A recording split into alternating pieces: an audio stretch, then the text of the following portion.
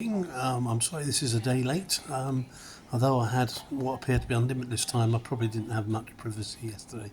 So apologies for the delay on today's, which was the 22nd of March 1999, and I'm reading letters up from 1999 written by my dear dad Jimmy Hodge, who was a journalist in the Medway area of Kent in the UK. Today he covered a few things, and quite topical one really, because if you're looking at local news, you'll know that we had a rally of tractors in the capital a few weeks ago. Well, apparently 26 years ago we had lorries from all over the country converging on London who were complaining about, I think, the price of diesel and tax, car tax or lorry tax, and they were all coming from all over the country and were going to try and bring the capital to a standstill, which I sort of think they did. Jimmy, as he's always way, say, how can they afford a day off and the diesel to get there? But I suppose everyone can if pushed. So that was quite something. Sadly, 26 years ago yesterday, or today, if you're, whenever you watch this, Ernie Wise, the Morecambe and Wise gang, died 26 years ago. I wouldn't have thought that, quarter of a century ago. So he died, which was a bit of a shock, really.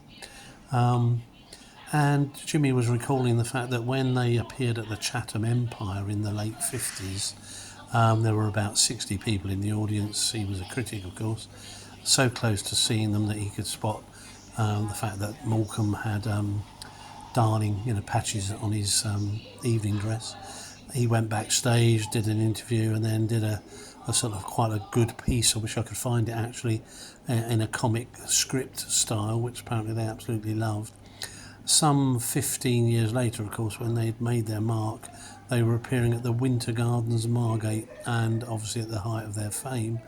And Dad had done a lot of work going to the Winter Gardens Margate, covering lots of people, and I think met many people. But unfortunately, on that one occasion, they declined to meet him because I guess they didn't have to. So Jimmy vowed that he would never write about them again, and he never did until his letter 26 years ago, recalling that memory.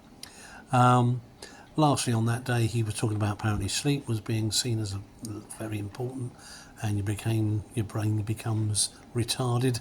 And I think probably we'd all agree a good sleep is a good thing, although famously people like Churchill and Thatcher apparently survived on very little sleep until eventually they had to give up, I guess.